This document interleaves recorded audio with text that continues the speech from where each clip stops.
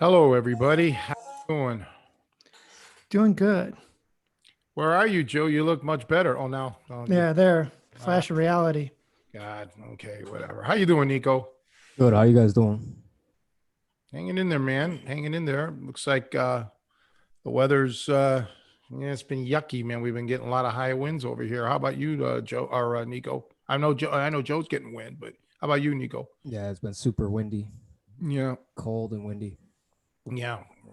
We had a short thunderstorm yesterday, but yeah, we were getting some high winds, 50, 60 miles per hour. I shouldn't really say high winds when many parts of the, southern states here are getting hit with hurricane winds. So it's all relative, compared to other places. But yeah, I hope everybody's week was going well. Tony played counselor this week and will probably continue to play counselor. So that's always stressful for me.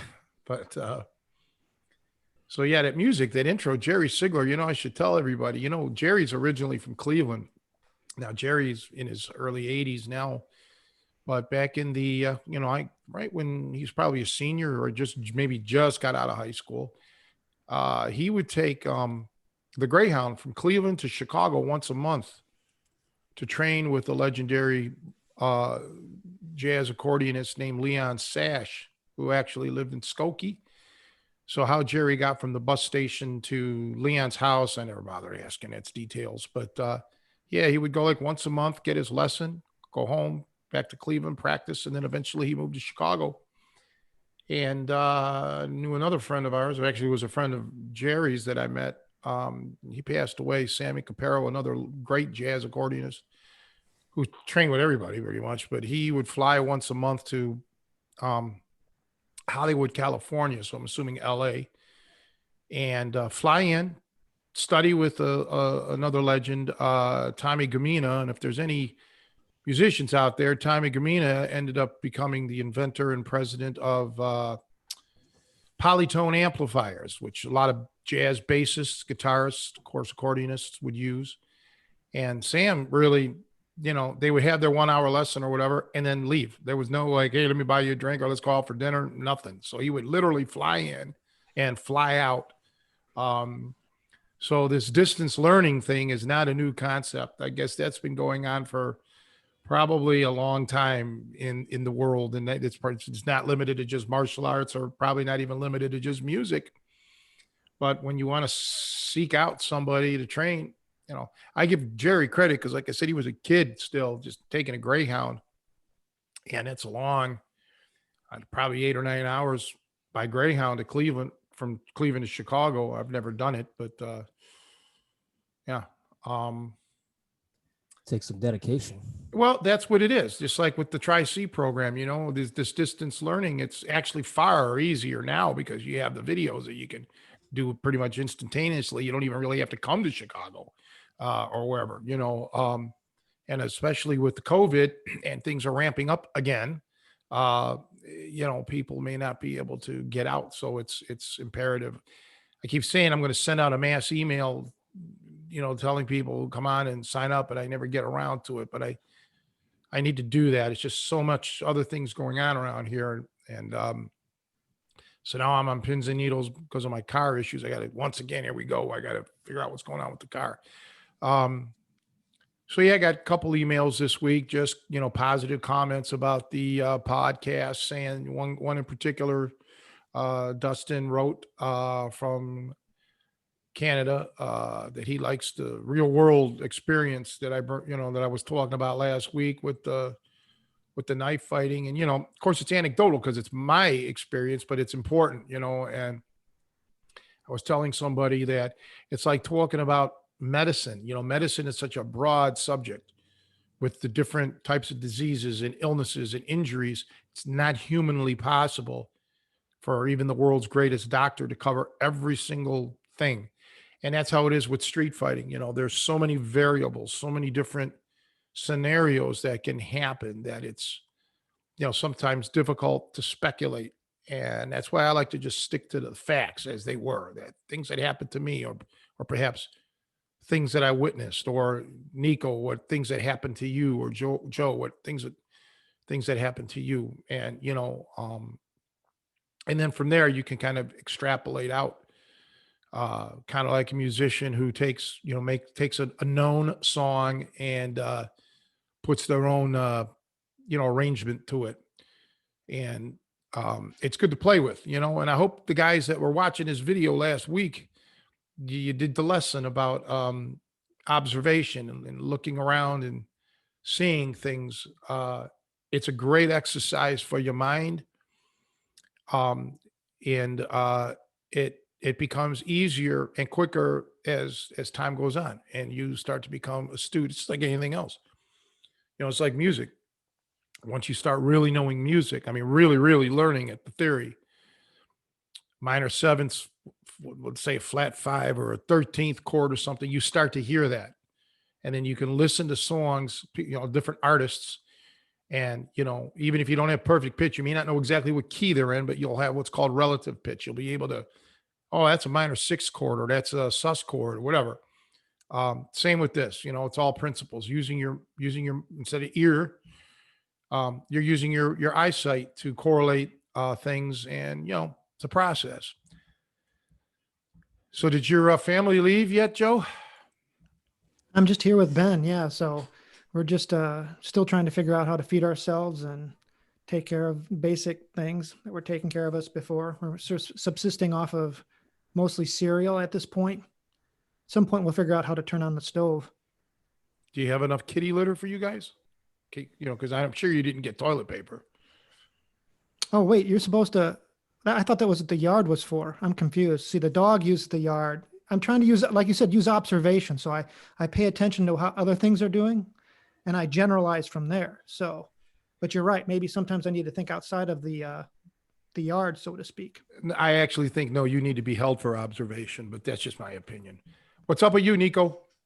Oh, not too much. I mean, just been working in this cold weather.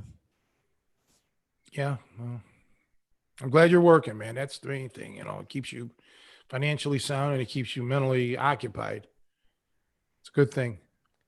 Yeah, the shutdown could be coming. We don't know what's going to happen Monday, right? If the governor is going to further restrict things at this point. Well, now, okay, so I go to this Illinois website and it lags like 3 or 4 days, but it gives you the running tab. Now, the other day, like maybe on Monday or Tuesday when I looked, the latest was that my county was up to 28.5% positivity rate. And yesterday I looked and it updated to the 10th and the positivity rate went down, but it was still 17.9, which is way out of hand. And someone else, again, at my mom's daycare, this time a patient at the daycare, tested positive this week on Tuesday. So it's out there. It's dangerous. It's, yeah, this has been all predicted. The experts all said we're going to have another go around come. I think they almost hit the nail on the head. I think they said November, December, and here we are. And,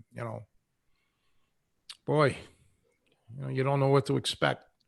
I've been kind of busy with other things, but I know one state, I believe it's maybe New Mexico, has a mask mandate or something. I don't remember what state, because my mind, was kind of doing other things when I saw it. But yeah,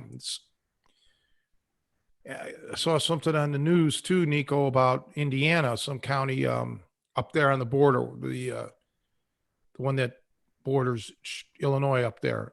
Was it Lake County? Yeah, I think it was Lake County. They're cracking down because it's getting out of hand up there. It started at midnight or started last night. I think probably midnight because yeah, it was about 10 o'clock when I had the news on, and it said in 2 hours, this goes into effect. So they're, Oh, so they're locking down Lake County. I haven't heard about it yet. don't. Well, the term lockdown can be kind of ominous. There's restrictions put in, and I don't mean it. I don't think it meant complete, total. It was more or less a percentage. 20% of people, occupancy or this or that, whatever. You should look into that because it may affect you more than it would affect us. But Well, I'm considered essential worker, so a lot of those things don't apply to me. well, no, I just meant for you casually. If you were planning on going getting something to eat or something, who knows? Oh yeah, yeah. Well, I know Chicago shut down the restaurants, so Indiana's probably gonna follow. We'll see. Yeah, yeah, and I think Joe's alluding to the fact that there may be more lockdowns coming. I know Mara Lightfoot was pretty adamant about not, even privately congregating in large crowds. They just got to snuff this out, as best they can. But I don't know. Again, it's just a tough period. But I mentioned to you guys, I don't know if you saw the email, Nico, about discussing head movement and things. And it's kind of, we don't need to discuss it in depth, but everybody who trains with me knows that when it comes to my stand up, I want people to be moving and not being a stationary target. And not all boxing trainers are like that, believe it or not. One of the, I don't want to use the term drawbacks because I don't think it's a drawback, but when the more you move around, the more it takes better conditioning. But that's part of it. You don't want to ever be a stationary target. You want to be elusive. You want to be hard to hit. And it really works your reflexes and it works your body control. And sadly, part of the thing when you get older as a fighter, no matter what, you start to lose your reflexes. That's one of the first things that goes. You know what to do, but your body just doesn't react quick enough, and that can cause chaos. And I have my theories on things. And I don't know if anybody wants to get into it, but it just was, 30 years ago, let's say, boxers were shot pretty much by with notable exceptions, but pretty much shot by the time they were in their mid 30s, maybe late 30s. Now they go a little bit longer. I feel that has a lot to do with the level of competition. But besides that, to me, head movement, learning about angles is like really important. So one of the first things that, like when people join my Tri-C program, or even when we used to have the gyms, is movement. Make sure you're moving, make sure you're not squared up to the target, unless you're doing body shots or whatever. But generally, just a lot of movement. Don't keep your head there. And it's kind of funny how especially a lot of guys who are either beginners or intermediate, or just didn't have a trainer that emphasizes head movement. They'll throw punches and they, a really good fighter can slip, parry, block, what have you, move. And if you don't move that head, they're always going to know where it's going to be. Okay. It's just simple physics. They're going to follow your arm. They're going to know where your head's going to be, and they can launch an attack. Whereas if you get used to this movement and all this different up and down, left, right, in, out, circle, if they land, it may just be a glancing blow. But it's very frustrating for the opponent to miss. It takes a lot of energy, more energy when you miss a punch than when you land it.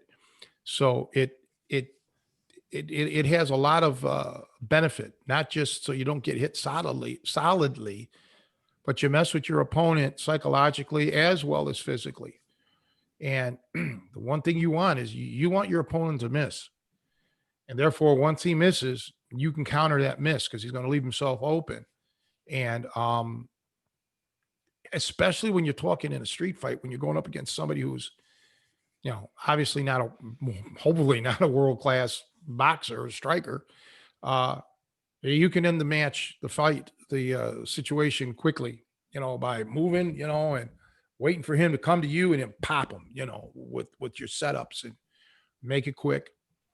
So that's really, it's kind of hard to go in depth. I just wanted to discuss that, and we can move on to something else, but we can't really demonstrate it, but I do on some of my videos, taking it to the feed and fundamental foundations of footwork, and probably even the foundations of the jab, I'm sure, because I jab and move off the jab.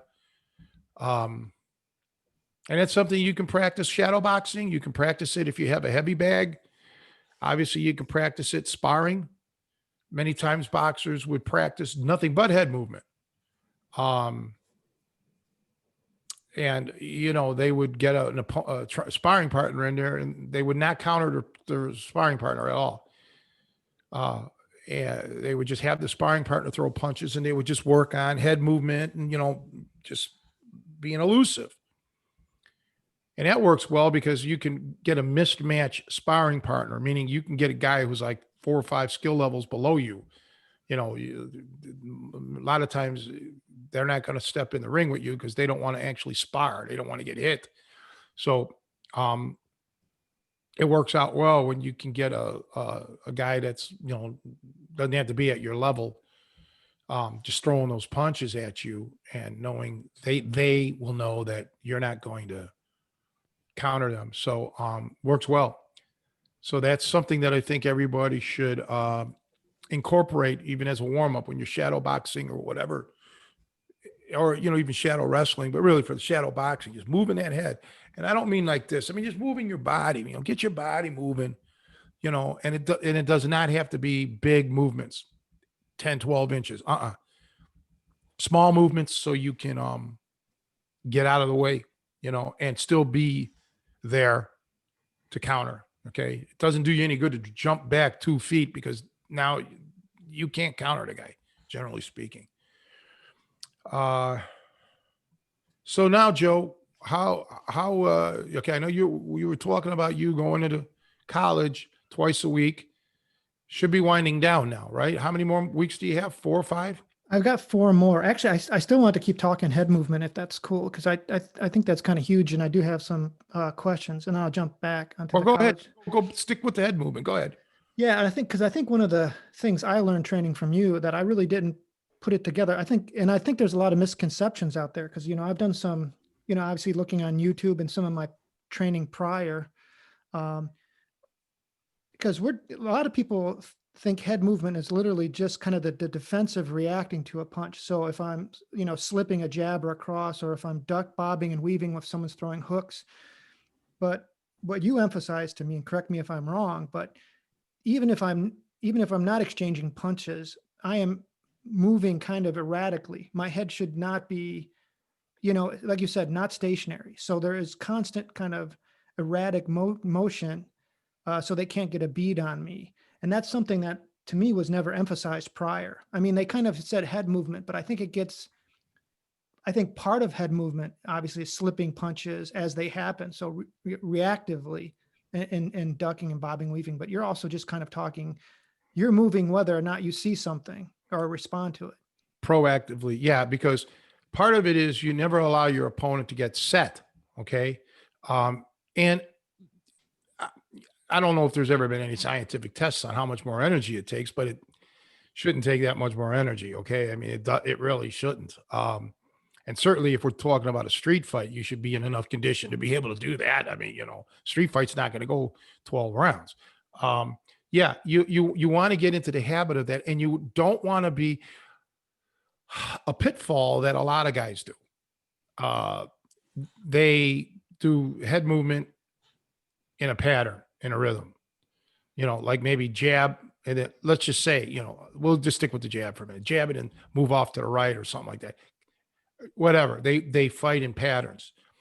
and that's no good. Like I've talked about other aspects of your life, you have to be systematically unsystematic, because a very keen opponent, or if this is a sporting match, their corner can pick it out if their cornermen are smart enough, or if they've done research on you. They'll know the patterns that you use, and they can set you up and easily counter you.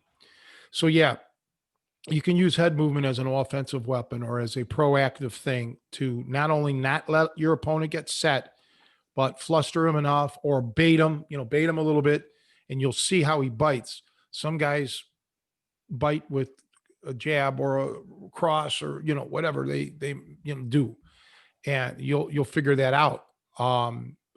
So yeah, it's really an important thing, and I think once again, it's more it it shouldn't be an advanced technique. It should be something I believe is taught, right from the get go. That's what I try to do.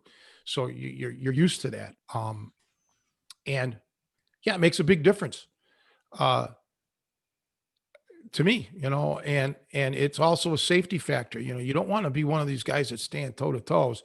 Talking to somebody yesterday about this, I could take a good punch and, oh, that's great. No, it's not great. Like if you're a boxer, you know the so a sport, getting hit because you can take a punch, that's going to cause you a lot more damage down the line, with your head, because you don't get knocked out. Sometimes it's probably more uh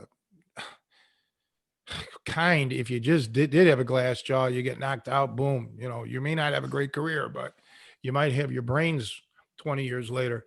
So yeah, it's really important to especially guys who don't hit hard. Maybe you're a soft puncher. You're not going to have that one punch knockout ability to take your opponent out of the fight. You have to maybe you'll have to win on points. So you don't want to get a lot of abuse. All right. You want to salvage your body as much as you can. Head movement is very important. Now, there's a story. I don't know if it's mythic or if it really happened, but Willie Pep won a round without ever throwing a punch. That's the story. That's the story that's been going around since whatever he did it, the 40s or the 50s, that particular fight. And he allegedly called it. He said, I'm going to win a round without throwing a punch, because he was just so slick defensively. Boom, Now, Willie did have cognizant problems later in life, but Willie Pep also had 230 pro fights, something like that. It was an incredible amount of pro fights, maybe 240. So, the law of averages, you're going to take punches through that. So imagine if somebody with that kind of defensive skills as a Willie Pep only had 30 or 40 or 50 fights, like some modern boxers do, many modern boxers. He may have come out of that relatively unscathed from a CTE standpoint. But yeah, Joe, you're right. That's why I tell people, when you're doing your shadow boxing, and I want, like, the distance guys now, I want them to video it and send it to me. I want to see that. I want to see that good movement. And I look for things. Do you move and drop your hands? Do you cross your feet up?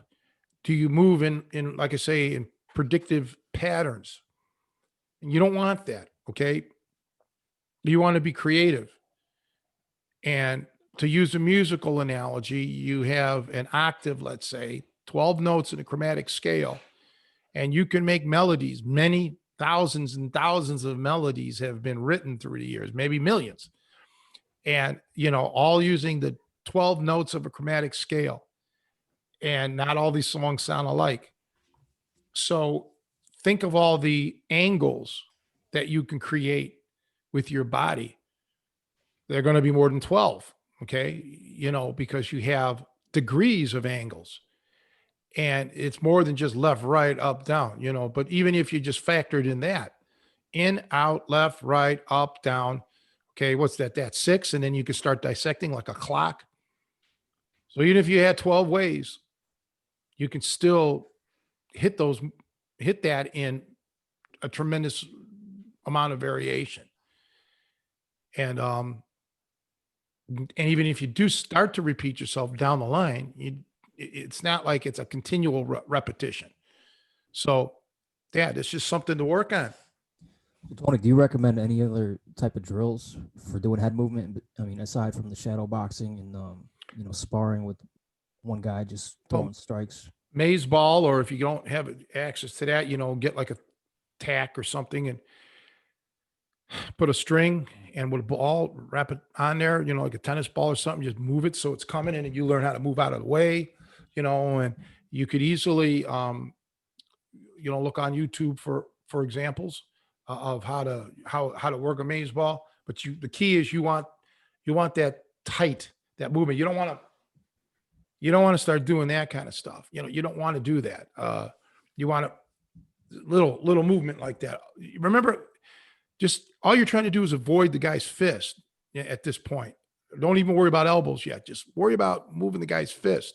So like what I do, and what I recommend is, like, let's say you have a mirror, and you have a piece of tape that could equate to the guy's fist. So you look at the fist, and let's say this fist covers half my face. Okay, my fist would cover half my face. So you put a piece of tape, you stand at a distance on that mirror, so like half of your face would be covered, let's say. And then you just practice the movement. So you see how much movement it would take so that tape, which is supposed to be the fist, gets avoided. You're going to find out it doesn't take that much. You don't need this. I demonstrate this in some of my videos. You just need enough so that punch goes past your head. And then knowing that, getting back to Joe's thing about doing it before a guy punches, well, as long as you know that, how much you need to move, it's not much.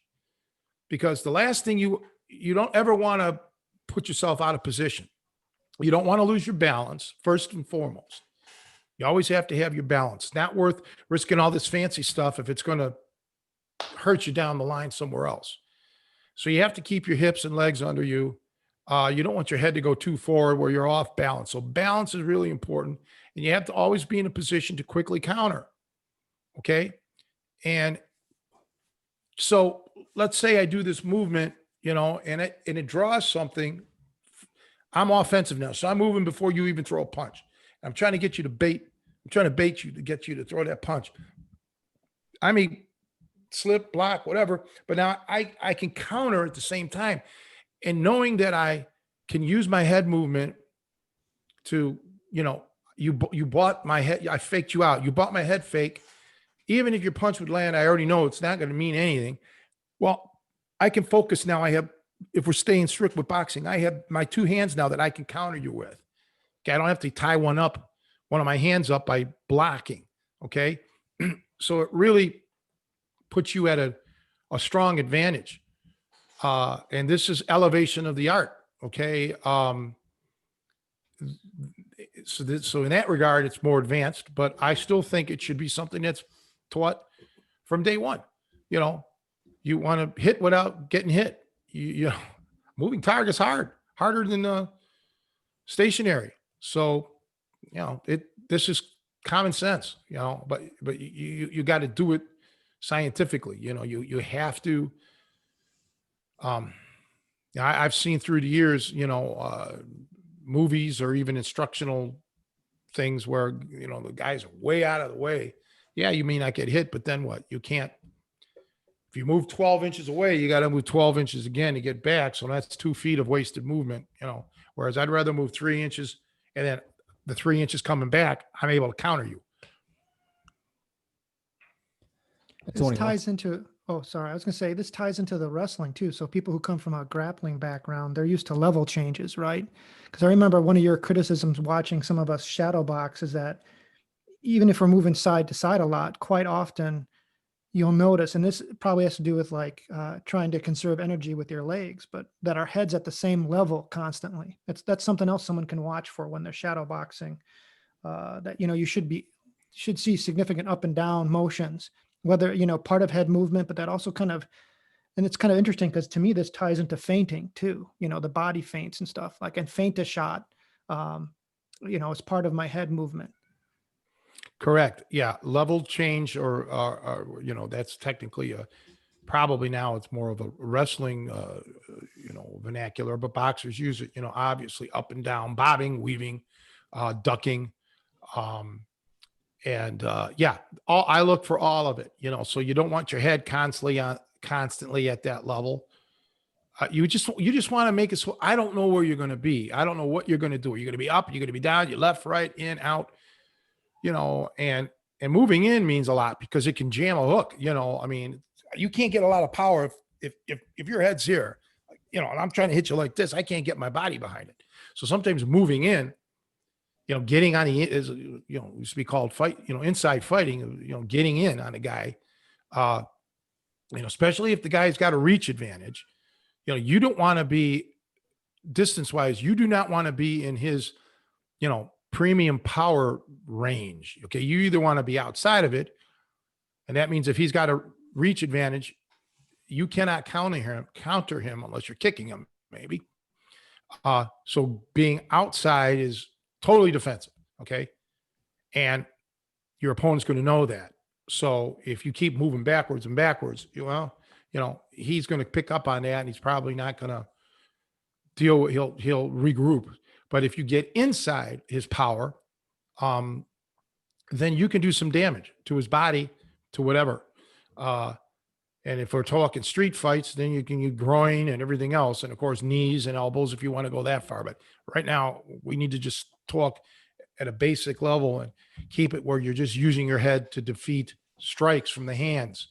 But yeah, so level up, down, in, out, left, right, and then all the angles. And look at your footwork. Your feet have to be ready to go. They have to be under you, ready to go, because unlike just pure boxing, you can launch a kick. You got to have your body, your legs there, and you can launch let's say a shot to try to take the guy down. So once again, your distance has to be there.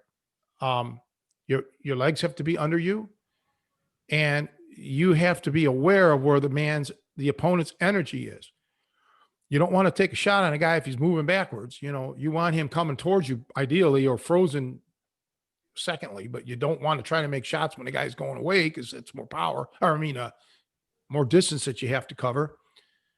So it's difficult. It's not something you're going to learn in a month. Okay. This takes an awful lot of training and redundancy. You got to keep doing it. And like anything else, you start slow and you start cooperatively. You don't want a guy coming at you full blast with everything he's got if you're just learning how to do this stuff, because you're going to fail. And it's going to be, this shit don't work. Well, no, because you don't know how to do it yet, right? So you've got to, goes back to ego. You got to have a training partner that's going to be willing to work with you, and then conversely, you work with him or her, and slowly but surely, this is going to become part of your repertoire, and it's going to become a little bit easier for you. I think it takes a lot more energy to work on infighting and constantly being proactive on the inside. To me, it's like the worst part about that for me is gassing out. Like, I always felt like when I'm working with somebody that has a bigger reach, I know I got to be more proactive, work on the inside, but seems like I gas out a lot faster. Well, if you do, I was going to try to pick this up. I'll get to this in a second. If you do, it's because you're not in condition, and I emphasize conditioning. You know what the hell I put you guys through when you're training over here, heavy conditioning. And, boy, when you have that going for you, boy, it's a big thing. So I got like this piece of thing, right? It's no big deal. Just made it out of foam. I actually use this for something else, but you could take something like this, drill a hole if you want, hang it from a string, and just work on moving. As this thing's going back and forth like a pendulum, you can work it all the way around your head, just keep moving around. And, just anything right now to try to get you to do that. If you don't do the mirror thing, but you can do it in conjunction too. And, boxers used to have the rope, you'd have a string going across the room, and you'd work on going under one end, coming up the other end, walking forward, going backwards, popping up on both. So weaving underneath that rope, that string. That's another thing. Doesn't probably cost you pennies to get a string. And you can work on that, so you're knowing how to move forward, and you're knowing how to, even moving backwards properly. It just doesn't hurt. Very few fighters were effective striking going backwards. Okay. I'm not saying it never happened. But generally you want your energy going forward. But again, if you're moving backwards, the guy's coming at you and there's an opening, you can launch something, an uppercut really works well.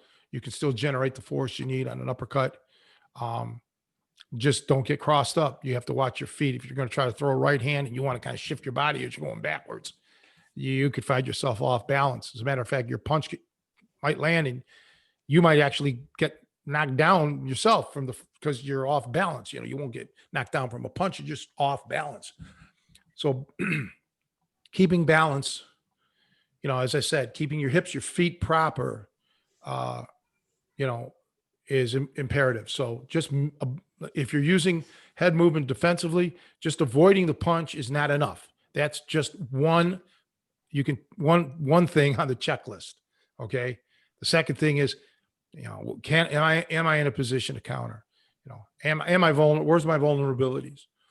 And today with cell phones or whatever, your video cameras, you can watch yourself. You can video yourself and review.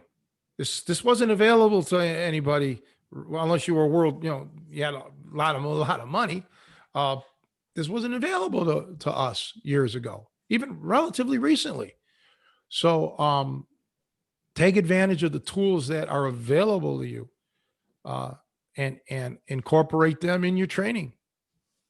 And you'll be surprised that if you're just disciplined enough to bitch at yourself for making mistakes and not say, "Oh, I look good, man."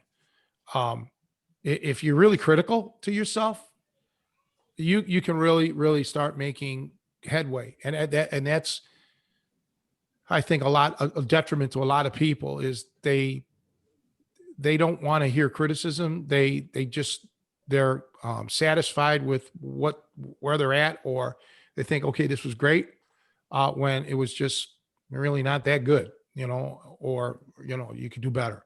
So that's hard especially when you're self-training or you're training with a coach that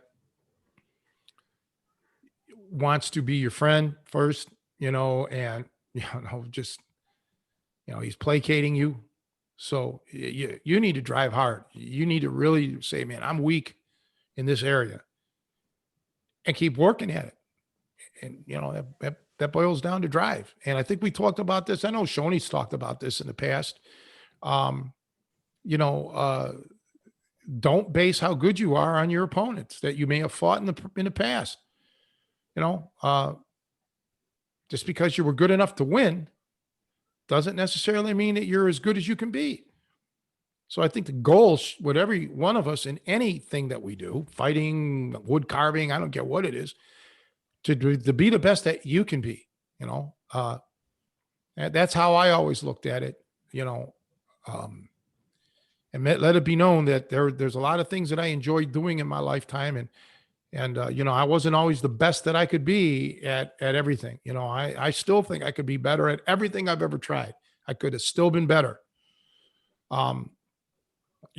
So that's just my advice. Just keep trying. Don't rest on your laurels, especially that's all. Yeah. Enough. I think I was at a boxing gym one time, and they made this pretty cool tool.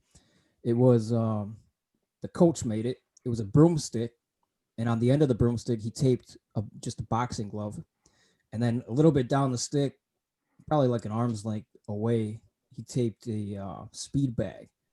So when he would take it, when he's working with his boxers, and he just throw it at, they got to move their head and hit the bag pretty much at the same time. So it was teaching them, to move but not too far, so you can counter like at the same time. I thought it was pretty cool. Yeah, sounds good. There you go. That's a coach that uses creativity and became a little more, yeah, that's good. Then I'm sure there's plenty of people to come up with, their own thing. And I applaud people that do that, that creativity. That's ingenious. It's pretty simple to make too. Yeah. Yeah. Whatever it is that you need, whatever your weakness is, everybody has specifics. We're all different, right? Some guys are really good at something, naturals, or they worked hard at it, yet they're, weak in some others. Sometimes, don't even bother like trying to reinvent the wheel.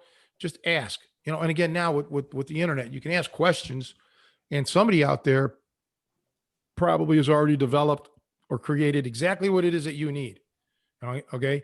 So, like this thing that your coach said, maybe he invented it. Maybe somebody else did it, without each other knowing about it. You don't know. So yeah, I just feel that egos, and this is nothing like that's limited to this generation. I think it's many generations. If you have your ego, that is your greatest opponent. Keeping you from. I remember watching a show on sports, and Bob Feller, for those of you who don't know, was one of the greatest pitchers of all time. He was the Rapid Robert, the fastest pitcher of his era, played for the Cleveland Indians, starting in the late 30s, and so on. And anyhow, years after he was done as a player. He was a coach. And they saw him on the pitcher's mound working on his pickoff move to the first baseman. Now, here's a guy who was never going to play baseball ever again, because he had been retired 10, 15 years. It was done. But yet he was still working on his pickoff move to first base because he felt he never had it down good enough while he was a professional ball player. Now, that gave me goosebumps when I heard that, because there's a man who, just loved what he did so much. And he, thought, hey, I just never quite had this down as good as I could have. That's the kind of work ethic that all of us need, okay, in our life. And, it lacks in to a degree in all of us. Okay. So if we had that going for us, you're going to succeed.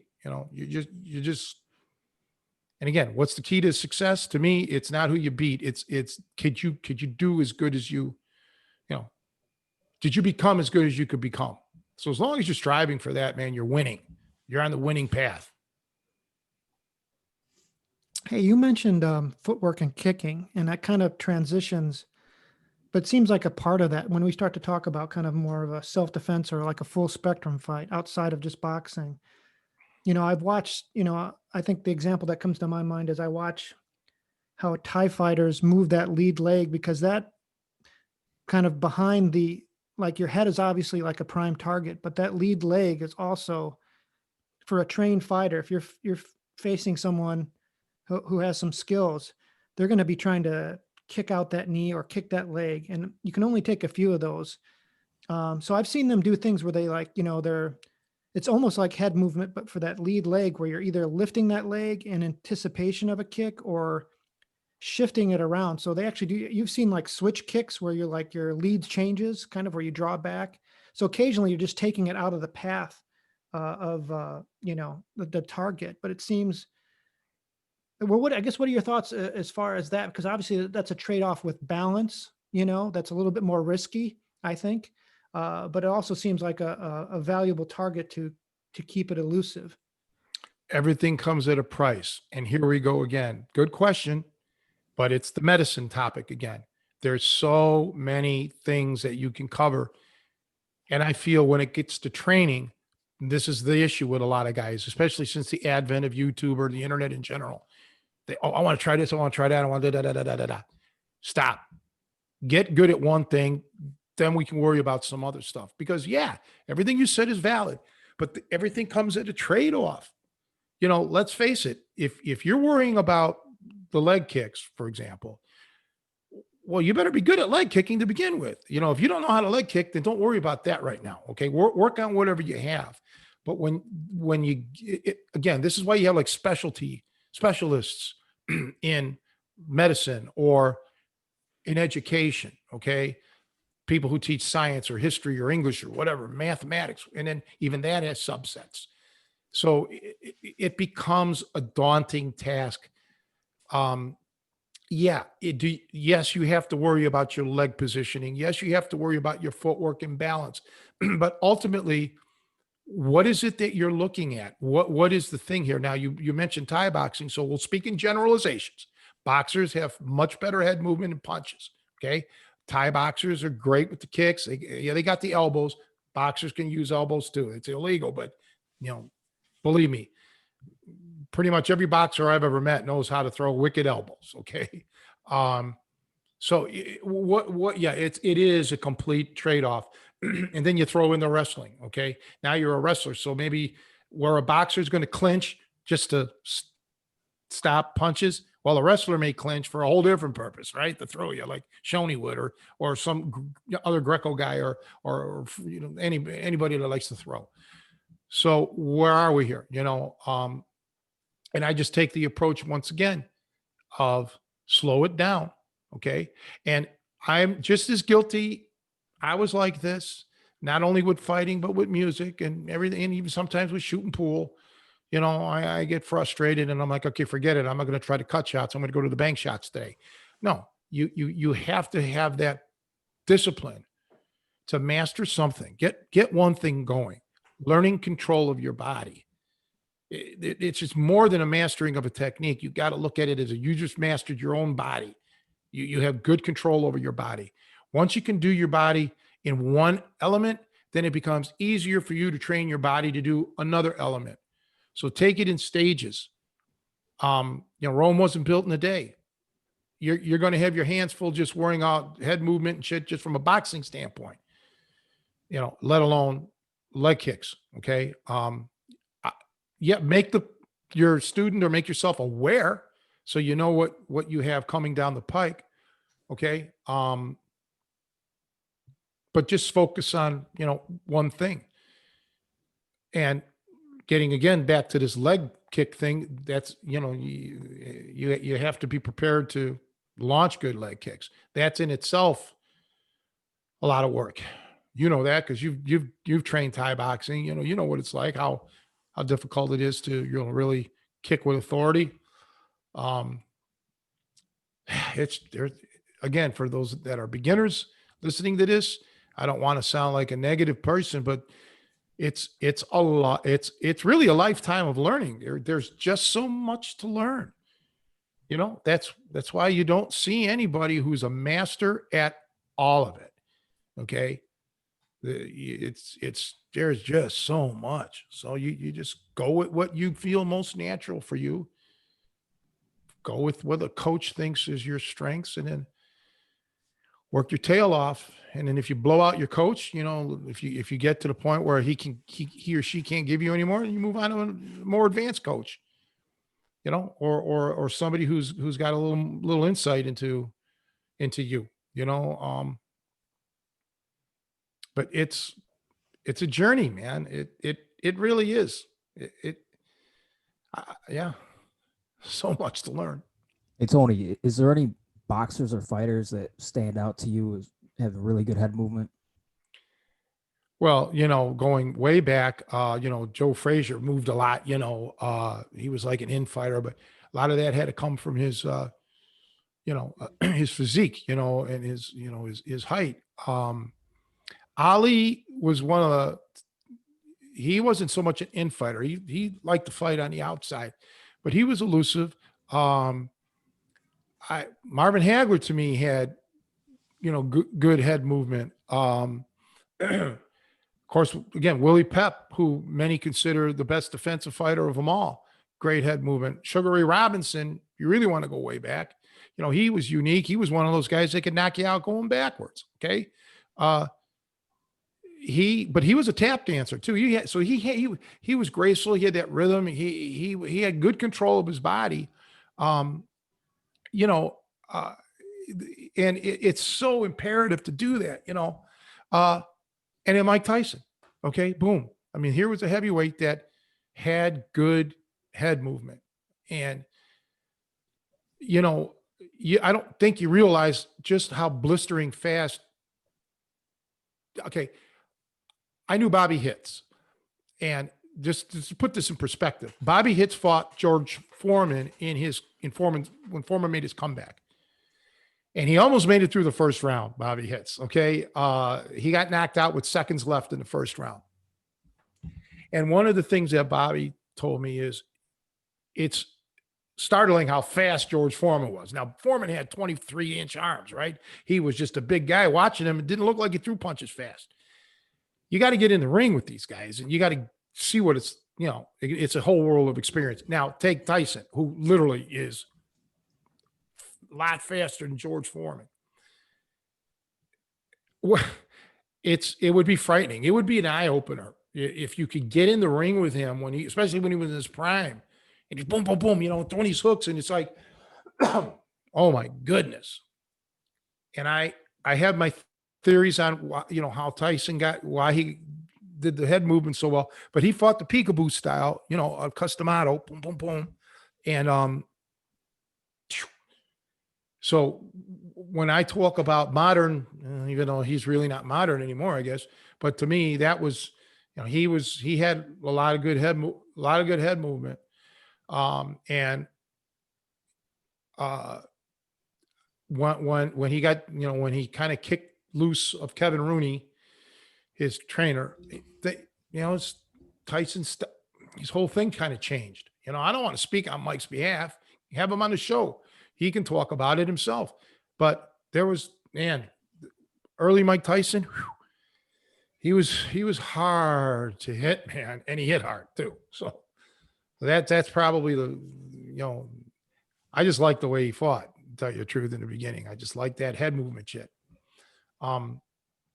So yeah, but he had good conditioning, especially early on in his career, and a lot of those guys back then, remember going way back to like Ray Mancini in the Dooku Kim fight, kind of put the end of the 15 rounders, but the championship fights used to be 15 rounds, so those guys, in many of those fights, not everyone, in many of those fights, they had more in them. I mean, they could go another 5 rounds. The conditioning of some of those fighters back then was extraordinary. Not every one of them, but there were some, fantastic fighters. Or you get a guy, like I said, with Willie Pep or Sugar Ray Robinson. These had you're talking about guys who had 250 or more fights. Some people. Now, they didn't fight twice a year, okay, to get 200 fights, 250 fights. They were fighting often. So conditioning, a lot of these guys really were never out of shape. Think about that. They're walking around in shape pretty much. Other fighters like Roberto Duran was one of them who, tended to like to blow up, later on, and he smoked, I guess, and everything. So, he had to work to get in shape. A lot of fighters didn't. And there's another ferocious fighter. Oh my goodness, Roberto Duran, my God, especially as a lightweight in the early 70s. It's unbelievable, when you start dropping names, you forget somebody, you leave somebody out, and then somebody's going to say, well, what about this guy? What about that guy? And yeah, there were plenty of fighters, that were, and then you got it. And then you had guys like, Floyd Mayweather, Roy Jones Jr., who brought different types of physical gifts, you just may not be able to duplicate, right? Because they had maybe extraordinarily fast reflexes or something. On that note, I can tell you this, because, you guys know Johnny Lira was a, close friend of mine. So Johnny fought Howard Davis. For those of you who don't know, Howard Davis won the gold in 1976, along with Sugar Ray Leonard. And Howard Davis was really fast, probably faster hand speed than Sugar Ray Leonard.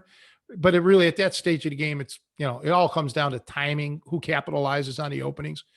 But anyway, when Johnny was fighting him, Howard Davis, Johnny actually won the first round or two. Okay. Because Howard Davis was pretty much flat footed. Well, then Davis started moving around, head moving and this and that. And, Johnny even told me, he says, it was over for me then. So I couldn't hit the guy. Okay. I mean, my punches were meaningless. I could not keep up with that. And that is a very good example of, the difference, how, being a relatively stationary target and all of a sudden becoming a moving target. It's incredible. On that note, I just want to mention, I'm going to veer off. A couple of days ago, Lockridge died. And, he was a, world champion, and he had some issues. He was 60 years old. That to me is young. That's unfortunate. But yeah, getting in. Yeah. So but when I see a fighter like that, that moves so well, to me, I know it's violent and, it's boxing, and a lot of people are opposed to it and, called for the banning of boxing. And then along comes MMA and everything. But there's just a beauty of how a person can control. It's like a ballet. Okay. Really, how it's, it really is something. And it would even be more obvious to everyone if you took a Roberto Duran or a Howard Davis or a Tyson and just put him in there with a, very mediocre fighter, let's say, or somebody who had no skill. That's when you really see, oh my God, compared to an average person or just a modestly skilled fighter, that's when you really see the difference of what they're doing. So in other terms, it's like watching an Olympic weightlifter. And if he's clean and jerking 550 and his opponent is clean and jerking 545, you don't see the vastness. Yeah, he's only 5 pounds stronger. You don't get it when you sitting on the couch probably can only clean and jerk 125 pounds. That's when you see the level upon levels. So, you may never reach that 550 pounds or that head movement like Tyson or Howard Davis or, Hagler or Hearns or somebody, but you can certainly be better than where you are right now. And, that's what we're all about. This is a journey here, and it should last as long as you're mentally and physically capable. Tony, did you ever watch Floyd Patterson? Because I know he had the same coach as Tyson, but I never really seen him fight. Well, I'm old, but I'm not that old. I mean, I think he retired in 72, but I mean, I've seen clips subsequently. He was really a blown up middleweight, and that don't mean that derogatory. He was a, light heavyweight champ and then a heavyweight champ, until he ran into, Sonny Liston. And, that's a very interesting, character study with Sonny Liston. He was a Mike Tyson at that era. Yeah, Floyd Patterson did train with Cus D'Amato, and now I may be wrong, but I believe Floyd was Cus's first world champion. You can't compare Floyd Patterson to Mike Tyson. Just, you can't.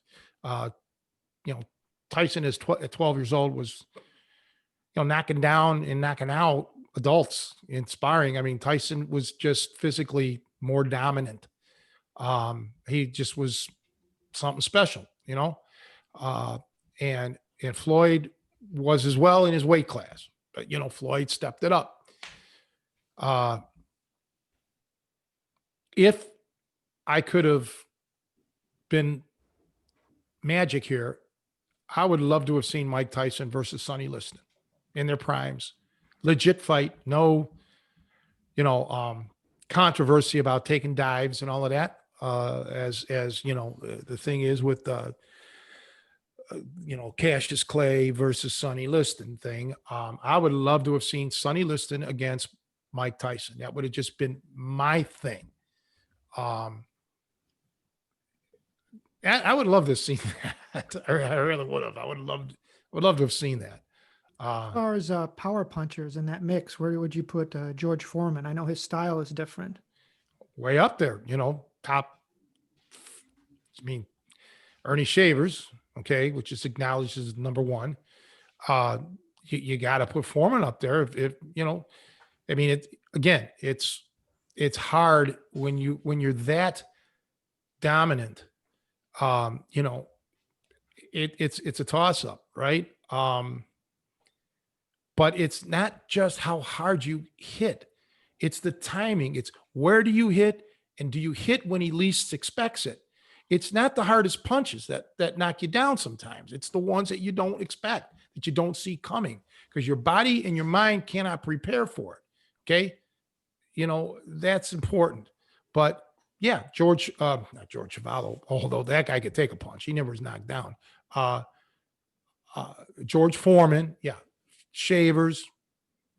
I would go with, Mike's left hook, Tyson's left hook. Larry Holmes had a terrific jab for a heavyweight.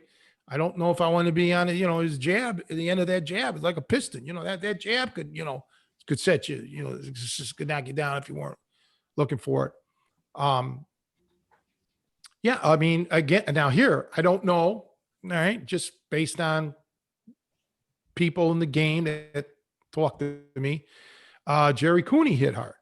Okay, now maybe not only Shavers hard, but Cooney was taking people out in early rounds, and we're talking guys like Ken Norton and shit. So and he went into extended rounds with Larry Holmes. I think he got knocked out, and I believe in the 13th round, if I'm not mistaken. I could be wrong, but I'm pretty sure it was the 13th round, but I haven't thought about it in years. But 13th, 14th round.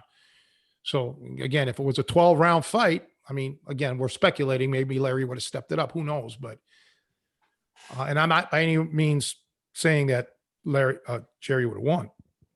I'm just saying I think he got knocked out in the 13th round. But yeah, a couple people have told me that Jerry Cooney hit hard. But yeah, Foreman, Shavers, those were the two names that were always brought up to me. As far as, as far as the hard, I saw Shavers fight. I was actually in the gym with him at the same time, but I saw him fight, which was a joke fight. The guy was at the Richfield Coliseum, and it was whoever he was supposed to fight and didn't show up, and they got a substitute, and the guy was just falling down. Literally, he was so frightened of Ernie. You can look it up in the record book, but I think it was like a 2-round fight or something. The ref was just like, "This is a bullshit fight." Nothing against Ernie. He came to fight. His opponent just didn't. So yeah.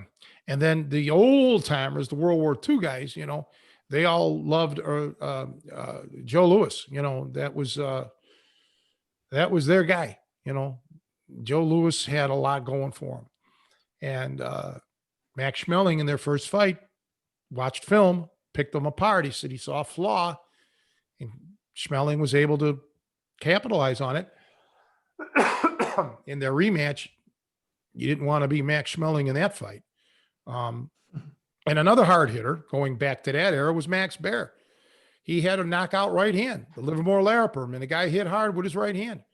But again, the weights, they weren't as big as the guys subsequently.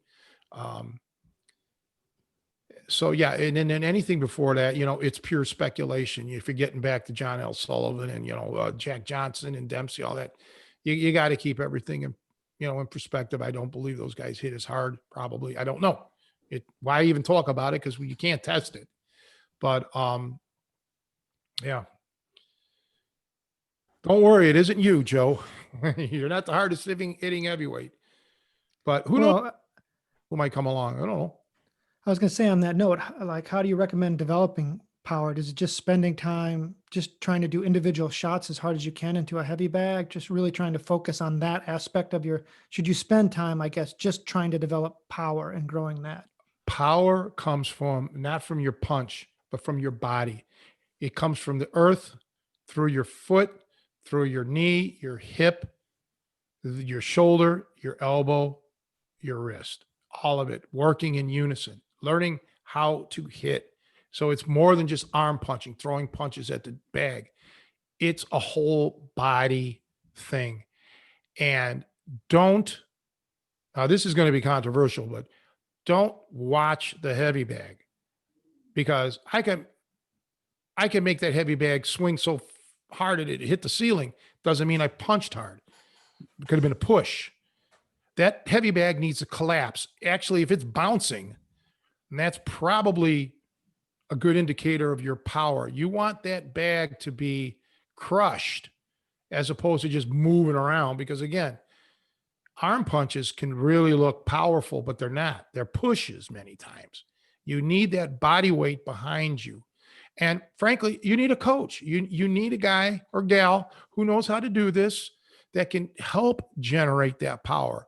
I've never seen or used one, but I guess they have impact force detectors or something. You've seen it on shows. I don't really know how accurate they are. I'm not saying they are or not. I don't know. I'm not qualified to give an opinion. But under the speculation that they are accurate, if you had one of those, that's fine. But it don't matter. You still need a proper coach to show you just exactly how you're hitting. Don't get up on your tiptoes. Don't go on your heels. I can tell you that. That's universal. You have to be planted enough, to throw that punch. But remember, if you're so focused on power, you will sacrifice maneuverability. Okay. You'll become so stationary because you're sitting down on your punches so deeply to hit that power shot that you may become vulnerable in other areas.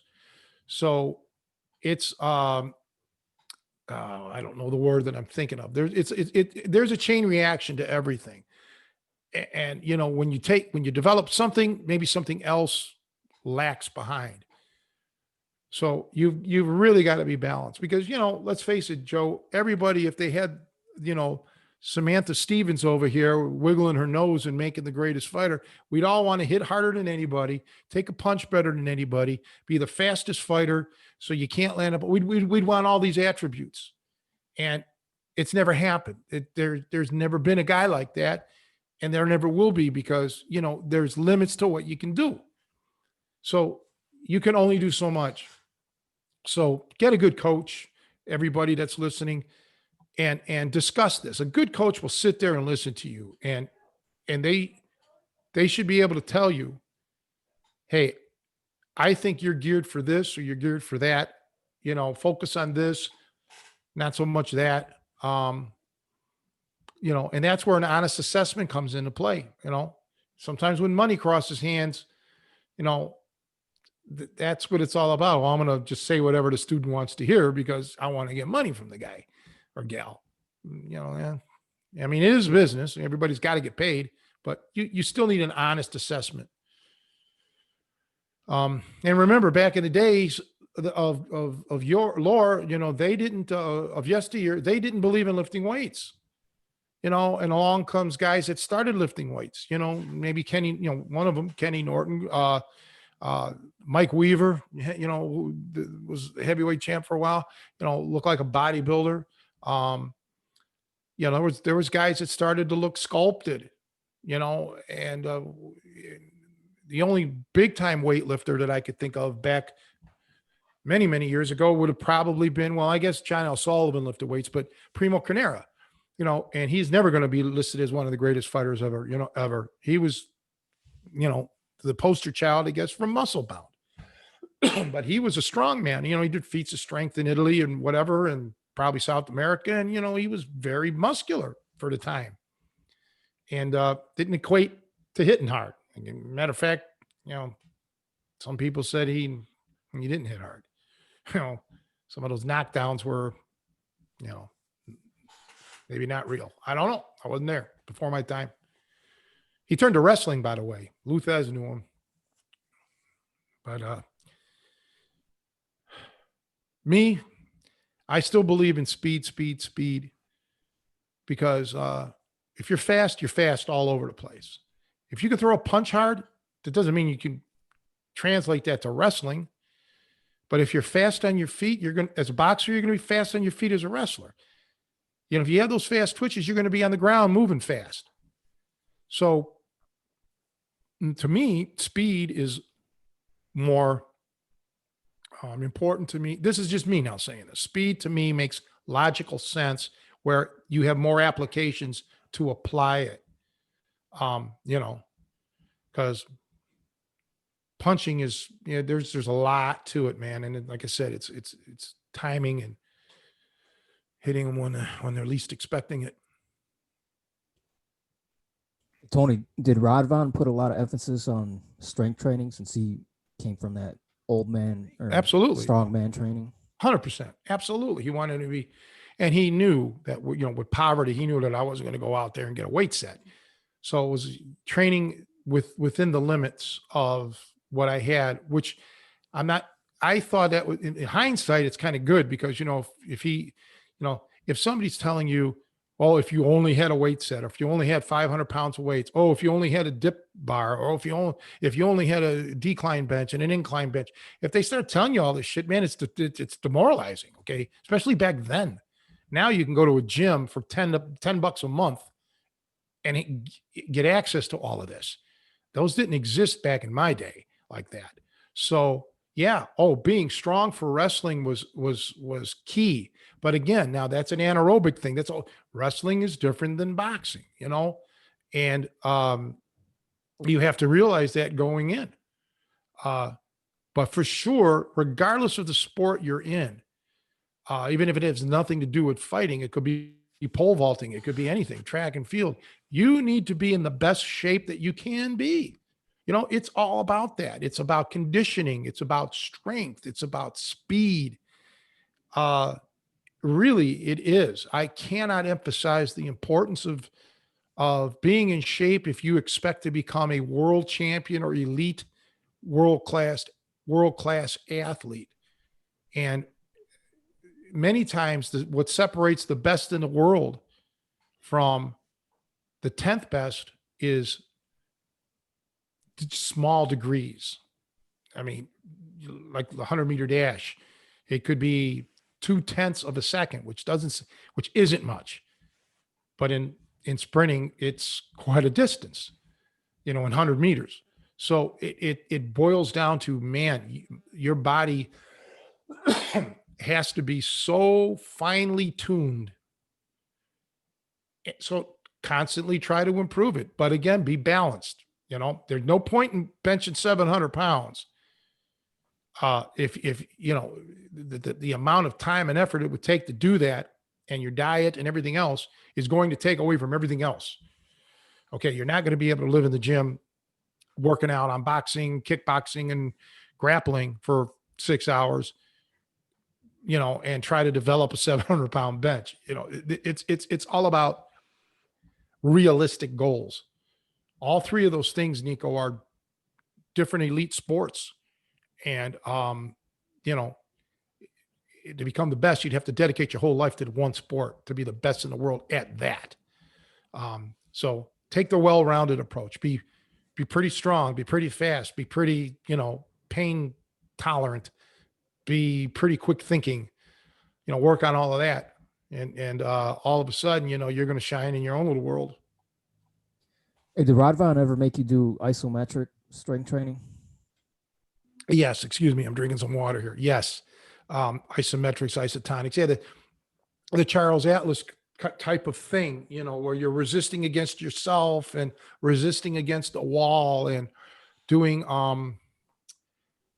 like lockout, you know, like holding, push-up positions and holding chin-up positions and so on.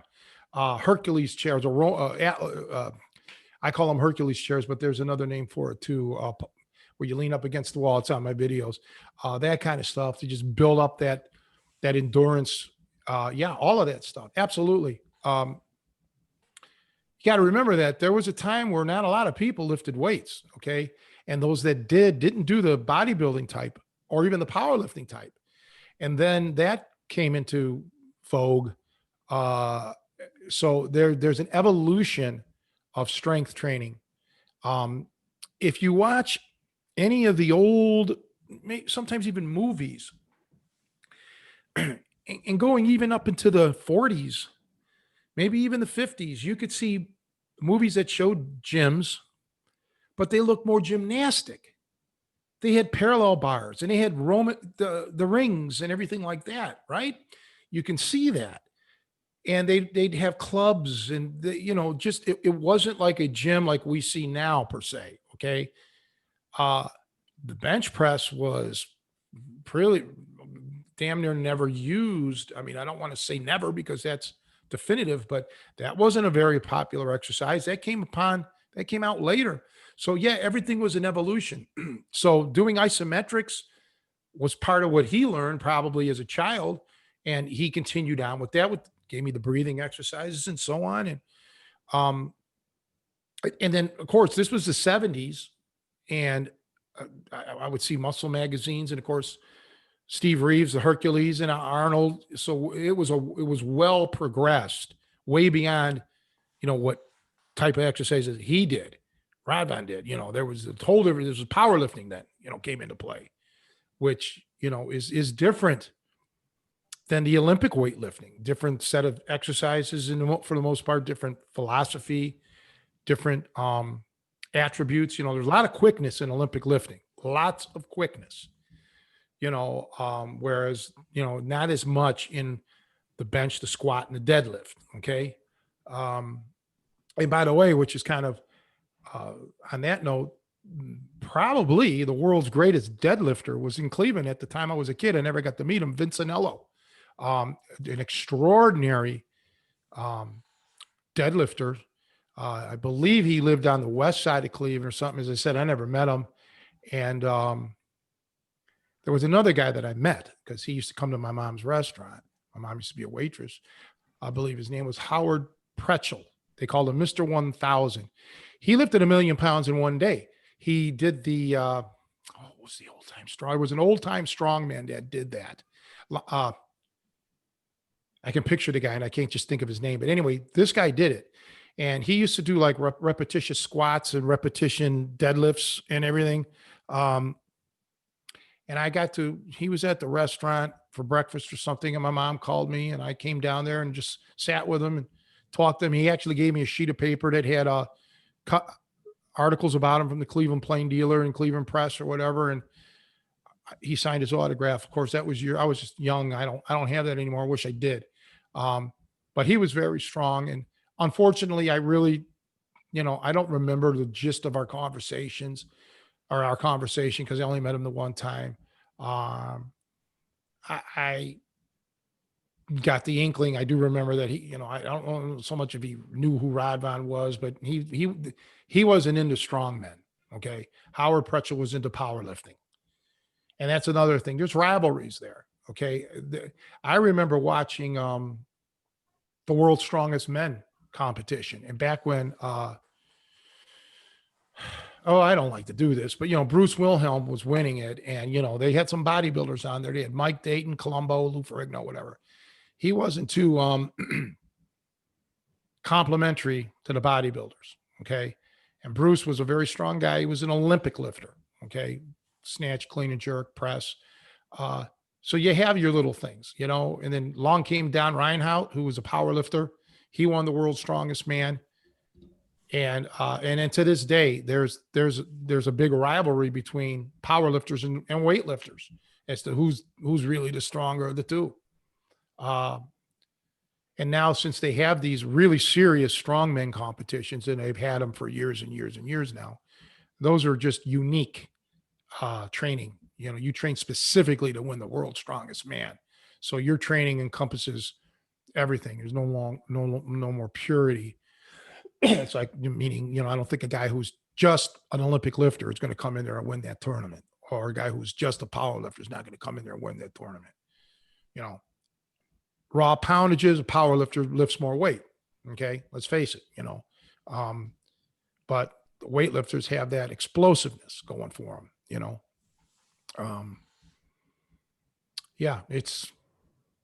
if I was more of a power lifter than I was an Olympic lifter, Joe Dankowski, that works with us, one of my students and friends, he does the Olympic lifts. Okay. I've tried them but I never put any effort into it. I was afraid with my back. I didn't want, to me, that I just didn't want to risk it. I had enough going on. It's amazing how much technique is involved with that stuff. I mean, you look at those guys and you think they're just big, strong muscle guys, but there's actually very technical lifts. There's a lot of technique involved with that. So, Tony, but powerlifting too, there's a lot of technique involved in powerlifting, and there's a lot of assistance work that goes into it, working your triceps, working other muscle groups, your lats, and so on, working your back. It's more than just, benching, but let's say, let's focus on that, but be that as it may, you still need to bench. And yeah, there's technique to it. And, but yeah, in the Olympic lifts, yeah, I know exactly what you're talking about with that explosiveness, power cleans, clean and jerks. They don't do the press anymore, but, matter of fact, one of the greatest pressers, Olympic pressers of all time was, Ken Patera, boy, my brain don't work, who ended up, obviously being a pro wrestler, but Ken Patera, I believe, actually outpressed Vasily Alexiev. But the problem back then was they would back arch, while they're pressing. It wasn't like a military press, right, where your back is straight or you're up against a board. And, it became almost like a standing power bench press, kind of. I mean, I'm exaggerating, but you get my idea. So, yeah, there was too much variable, I guess. But, I mean, Ken was a 500-pound presser. Whew. Think about that. That's strength. Okay. Of course, he was over 300 pounds, but yeah, it's just, man, what human beings can do. It's startling. And the Bulgarians and the Russians back when I was a kid, they were in the Germans. There was some Gerd Bank, I believe, another Olympic weightlifter that was strong, and it was just unbelievable what the body can do. It's just, but I think what a lot of people need to do is see how these guys are 20 years after their career's over. What kind of shape and condition are they in physically, and everything, because all that stuff takes its toll. It really does. Lifting to be healthy and lifting to be the strongest man in the world are, not necessarily the same thing. So who's going to win in a fight? The strongman, the weightlifter, or the powerlifter? I could make a joke. I mean, you would think the strongman is more well-rounded, right? I mean, it's a fight. The guy that's going to win is the guy that knows how to fight. I mean, those three, I've seen big dudes that it was actually comical because they didn't know what they were doing. It was the guy the last guy to run out of steam, who didn't gas himself. That's normally, honestly, that's the most honest answer I can give. The guy who runs out of gas last, although didn't, what's his name? Boy, Mariusz Puchanowski, I believe, or what is he was one of the strongest men in the world. He beat one of the Gracies in a mixed match, and knocked them out cold or something like that. But yeah, generally it's, you gotta be in shape, man. Fighting is a whole different ball of wax. Speaking of that, here, again, on the strongest man in the world competition, at one point they had sumo as an event. And there's no chance that I can remember who the NFL player was, but the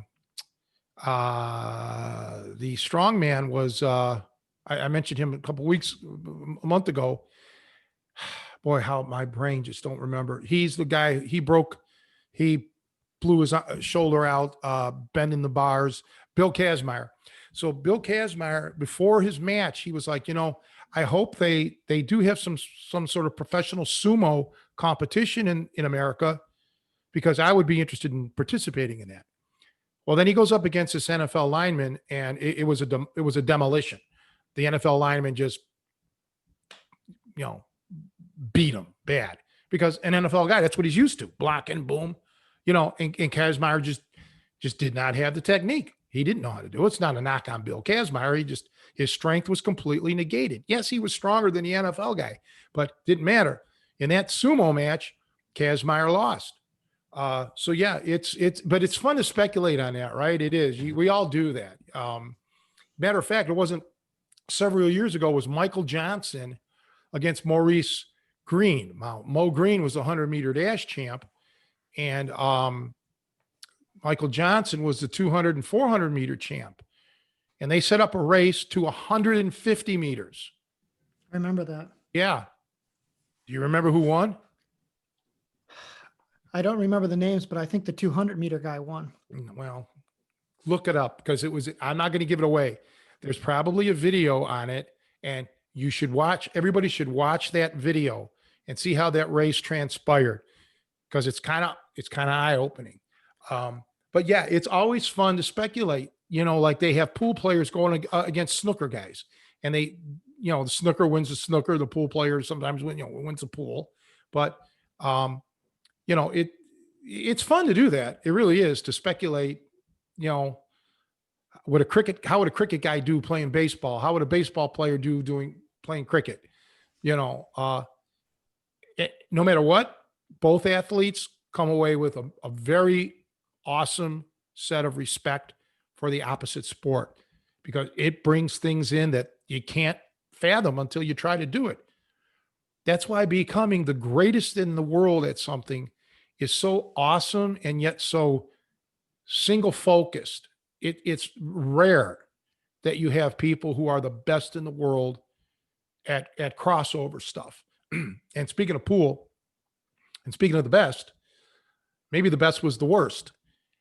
And what I mean by that was there was a guy out of Michigan named Harold Wurst, W-O-R-S-T. And he was the world 3-cushion billiard champ, and he was world pocket billiard champ at the same time. And who knows how good he could have been. He died at a very young age, 38 or 39 from cancer. But he literally was 3-cushion champ of the world and American pocket billiards champ of the world at the same time. And that's incredible. And I'm not certain it's ever been duplicated, those two specific sports. I know that Willie Mosconi and Efren Reyes have played, 3-cushion, but they were never at the world championship level. So I'm not saying it can't happen, but it takes a very unique person, and that person has to come around at the right time, has to have the right coaches, and has to have the right dedication to want to do it. And that's it's fun to think about that, isn't it? Did you ever watch that TV show? I want to call it Battle of the Network Stars, but it wasn't because that was TV stars. It was like on the off season. They'd get all these professional athletes to Hawaii. They'd be someone from baseball, someone from basketball, and they'd have them just basically, it was kind of like track and field day. It was for everybody. Superstars. Yeah, that was a lot of fun. Well, Greg Pruitt from the Cleveland Browns won it like 2 years in a row.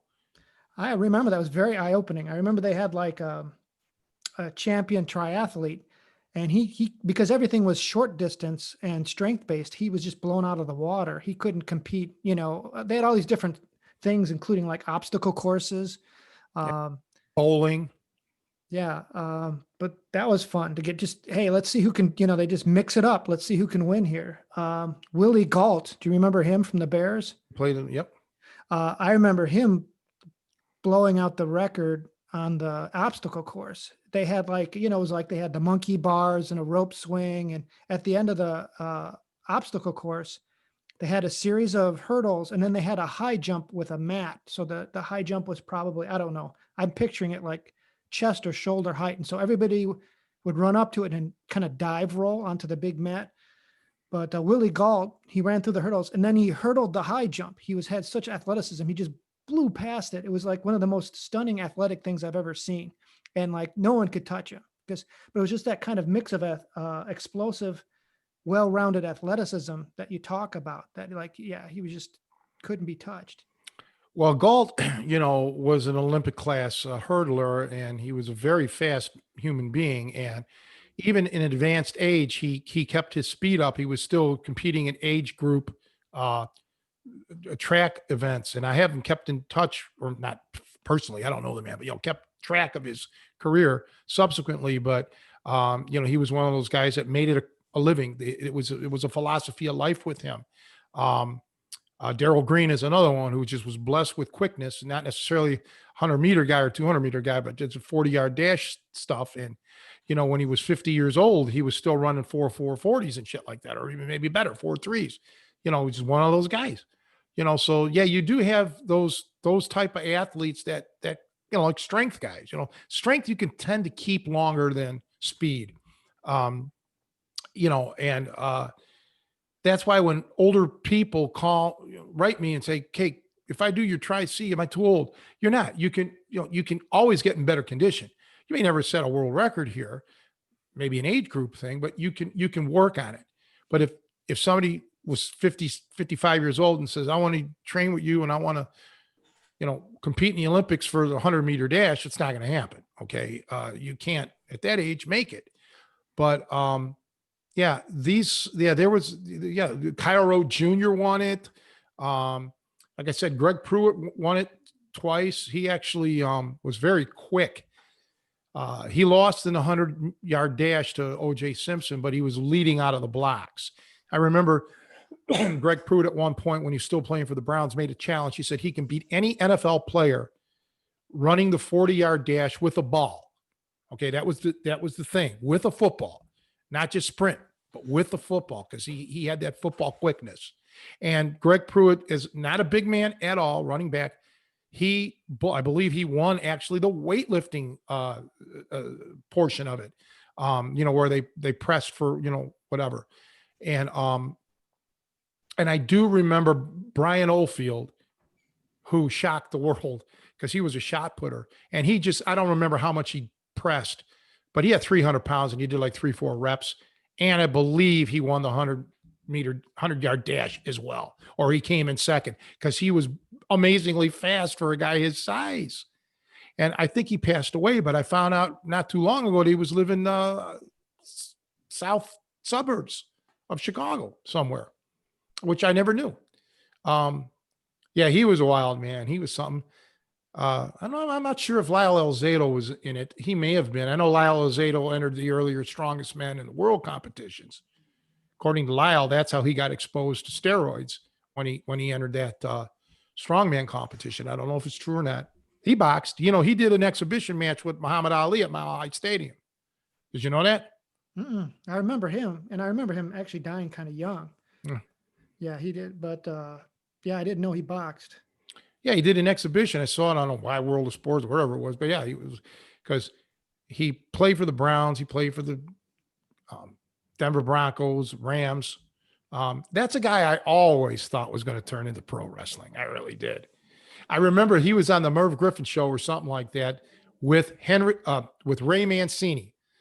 He's one of my guys, man, from Youngstown, Ohio. And whoever, I think it was Merv, how would you handle Lyle in a fight? Ray's like, "Oh, no problem, man. Just a few body shots, I'll bring him down."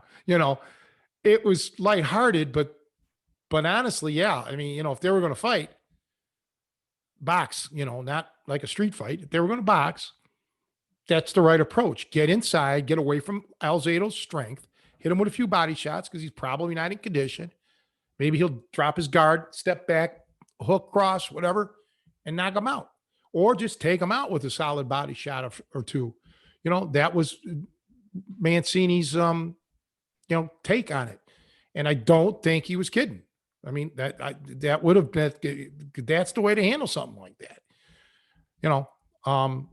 You're bringing up old times, man. It's, and speaking of, once more, Bruce Wilhelm that I mentioned earlier, Bruce was a collegiate wrestler. So he knew how to wrestle. And another one that played NFL football, Curly Culp, he was a NCAA national champion. And he wrestled. And Steve Neal, who was an NFL player, he beat Brock Lesnar in the NCAAs. So, in that regard, you have crossover, wrestler and boxing or football. Bob Golick Mike Golick. They wrestled at Notre Dame. They were Cleveland boys. They played, Golick played for the Browns, played for the Raiders. Mike or Bob, Benedictine High School. That's where they went. And or I'm pretty sure it was Benedictine. Yeah. I remember driving past the Golick's house. They lived in, it was Euclid, I guess, the parents' house, because they had the Notre Dame, the fighting, the leprechaun painted on their garage door. That's how you knew that was Mr. and Mrs. Golick. That's probably already when Bob was already playing NFL football. Bob was, older than me. Well, I think they're both older than me, but, yeah. And I'm, there's probably a lot of guys that, at least wrestled. Hell, here, Howie Long was, some sort of collegiate boxing champion. A lot of people don't know that. Howie Long boxed from the Raiders. He's a Hall of Famer. Pretty interesting, Yeah, I think with the way the schedule works in high school, usually a lot of, or at least a decent amount of football players will wrestle in the winter. It's a lot of. Yeah, right. They're good athletes, man. Look, there's a lot of great high school athletes that never went any further than high school, right? Or college athletes that was it. That was the limit of their career. Yet these were terrific athletes. And that we're just talking here. Imagine all around the world, the fine amount of athletes, that are out there that, we'll never know because they were regional champions at certain sports. We tend to become kind of egocentric here and talk about football and, sports that pertain to us, but, think of, cricket or soccer, as they call football, they call it over there, or rugby, or, Australian rules football, or whatever, local indigenous wrestling, things like that. There's plenty of sports that, you got just tremendous athletes that, are not marketed here because it's sports that, aren't popular here, or they don't have an agent to market them in America. So we tend to just focus on the stars that we know. And now and then you get crossovers, Pele or, Ronaldo or, other stars like that. And, then you have tennis players, which, that's a lot of skill. I played a little tennis in high school, man. The only thing that kept me going was I was fast. I could run baseline to baseline, but I wasn't any good. That's hard. I give these people credit. I could never excel at tennis. Do you think wrestling is the oldest sport? Track and field, buddy. That's my opinion. Track is older than wrestling. I would say wrestling is the second oldest sport because, the first thing probably cavemen had to do was run after things. Okay. And, that would make sense to me. And I'm not alone in that thinking. It's speculation. I don't know if we have any proof, but yeah, I would say wrestling to me is the second oldest sport. I'm going to go with track, running, jumping, things like that. Who knows? And picking up girls, I think. Yeah. Well, have you seen any of those cave women? I don't know. Wasn't Raquel Welch in a cave woman movie? Oh, God. Yeah.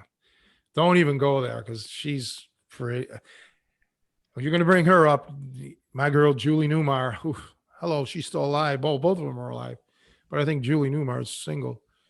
Hi, I'm Tony. Yeah. We need to get her on the show. Oh, please. Yeah.